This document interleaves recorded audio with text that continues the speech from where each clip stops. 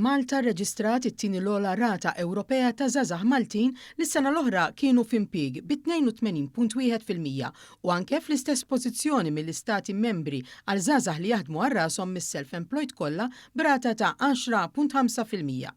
Fiż-żewġ każi r-rati ta' pajjiżna huma ferm ogħla mill-medji Ewropej. Matul is-sena l-oħra r-rata medja tal-impjiegi fost iż-żgħażagħ ta' bejn l-20 u 29 sena fl-Unjoni Ewropea kienet ta' 65.6% jew 16% anqas minn Malta, fejn jaqbżuna biss l-Olandiżi. Warajna fit-tielet post jiġu l-Ġermaniżi b'77%. Fl-estrem liħor l-aktar rata baxxa ta' impjiegi fost iż-żgħażagħ ġiet irreġistrata fl-Italja b'47.6% jew kważi nofs dik tagħna.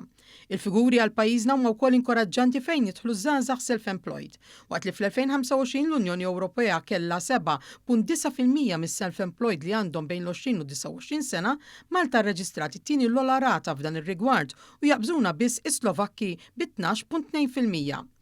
L-aktar rati baxxi ta' self-employment ġew irreġistrati fl-Irlanda, fil-Bulgarija u Spanja perċentwali taħt is-6%.